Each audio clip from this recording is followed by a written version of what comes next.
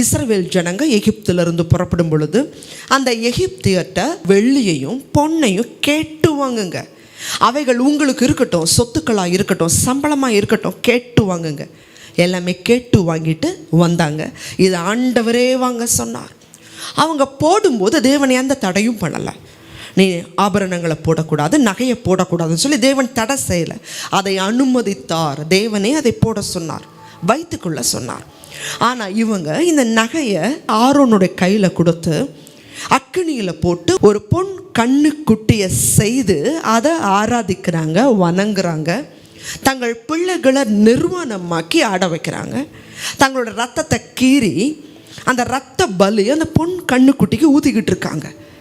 இதை பார்க்குற ஆண்டவர் சொல்கிறாரு, மோசே என்னை விட்டுற, இந்த ஜனங்கள் எல்லாரையும் நான் அழிச்சிட்றேன், உன்னை மாத்திரம் உயிரோட வைக்கிறேன். அப்போ மோசே சொல்கிறாரு, ஆண்டவரே இது வேண்டாம், என் பேரை வேணாம் ஜீவ புஸ்தகத்தில் கிறுக்கி போடுங்க, இந்த ஜனங்களை ஒன்றும் செய்யாதீங்கன்னு சொல்லி மோசே இவர்களுக்காக வழக்கடினார்.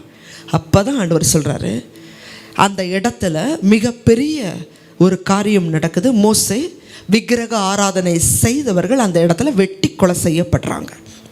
அதற்கு பிறகு ஆண்டவர் சொல்கிறாரு, நீங்கள் கானானுக்குள்ளே போகணுமா?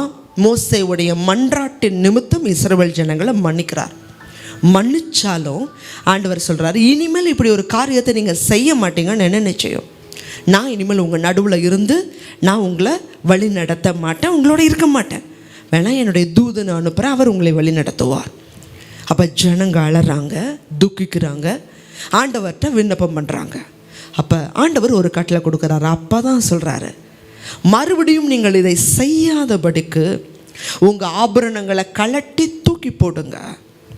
ஏன்னா மறுபடியும் நீ விக்கிரகத்தை செஞ்சிடக்கூடாது, அதனால் தூக்கி போடுங்க. இதை நீங்கள் யாத்திராகமத்தின் புஸ்தகம் 33வது அதிகாரம் 5வது வசனத்தில் வாசிக்க முடியும். தேவன் பொன்னையும் வெள்ளியையும் வெறுக்கிறவர் அல்ல, அவர் தான் கேட்டு வாங்க சொல்கிறாரு. பணம் தப்பு இல்லை, பண ஆசை தான் தப்பு. நீங்கள் ஆண்டவருக்கு கொடுக்குற முக்கியத்துவத்தை அன்னைக்கு அவங்க பொன் கண்ணுக்குட்டியை செஞ்சதுனால நகையை தேவன் விளக்குனார். இன்றைக்கி உங்களுடைய வேலை விக்கிரகமாக இருக்குதா? ஞாயிற்றுக்கிழமை ஏன் ஆலயத்துக்கு போகிறதில்ல? வேலைக்கு போனால் 2 சம்பளம். அந்த வேலை உனக்கு விக்கிரகமானால் தேவன் அதை அருவருக்கிறார்.